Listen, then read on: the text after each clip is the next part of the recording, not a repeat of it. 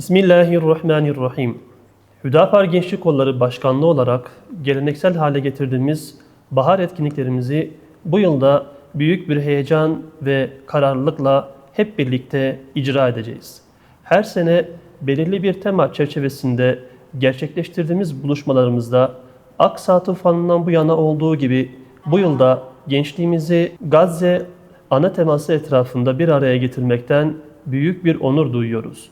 Gazze'de 10 Ekim 2025'te yürürlüğe giren ateşkes anlaşmasına rağmen kadın, çocuk, basın mensubu ve sağlık çalışanı ayırt etmeksizin saldırılarını sürdüren Siyonist işgal rejimi çeşitli bahanelerin arkasına sığınarak hukuku ve anlaşmaları ihlal etmeye devam etmektedir.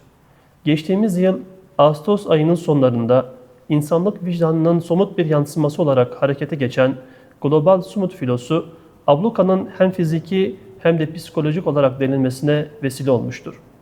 Tüm engellemelere rağmen nihai hedefe ulaşmak adına geçtiğimiz ay yeniden yola revan olan bu vicdan hareketi bu kez zulmün tamamen sona ermesi hedefiyle çok daha geniş, kapsamlı bir şekilde yelken açmıştır.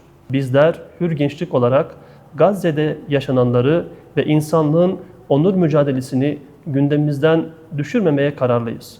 Bu sebeple bu yılki bahar etkinliklerimizin temasını gençlik ve Gazze olarak belirledik. Düzenleyeceğimiz programlarla Gazze'yi gençliğin değişmez gündemi yapacak, yaşanan soykırıma karşı sorumluluklarımızı yeniden kuşanacak, insan hakları ve özgürlük maskesi altında dünyayı tahakküm altına alan Batı merkezli köhnemiş yapıyı teşhir etmeye devam edeceğiz.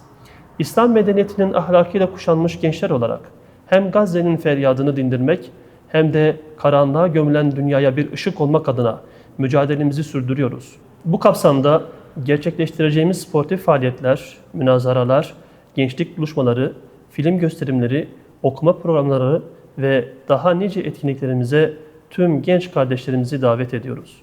Kültürle harmanlanmış, kardeşlikle yoğrulmuş ve ufkumuzu aydınlatacak bu yolculuğa hep birlikte çıkalım.